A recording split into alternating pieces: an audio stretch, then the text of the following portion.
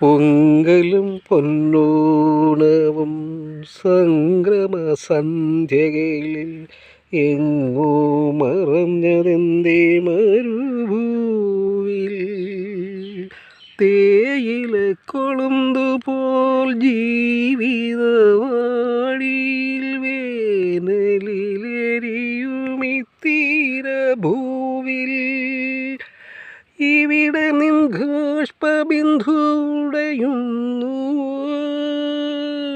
ഇവിടെ നിൻ ഘനഗീതമുയരുന്നു,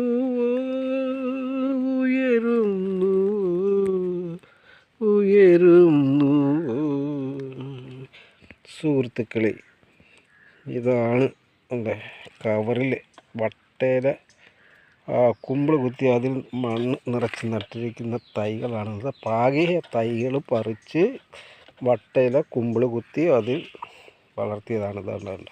അപ്പോൾ ഈ വട്ടയില ചൂട് സമയമായതുകൊണ്ട് വേരനങ്ങാതെ നമുക്ക് നടാൻ പറ്റും. അപ്പോഴും വാടിപ്പോവുകയില്ല. അപ്പോഴും വട്ടയില കനം കുറഞ്ഞതായതുകൊണ്ട് പെട്ടെന്ന് ദ്രവിച്ച് പോയിക്കൊള്ളും.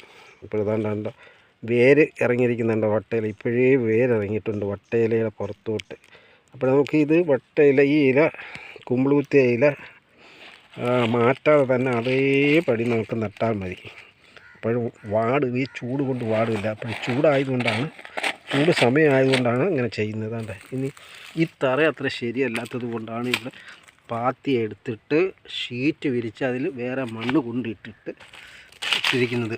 അതിൽ നടാൻ വേണ്ടിയാണ്. അത് മാത്രമല്ല കവറുണ്ട്, അതുകൊണ്ട് ഇത് കവറിൽ മണ്ണ് നിറച്ച് വെച്ചിരിക്കും.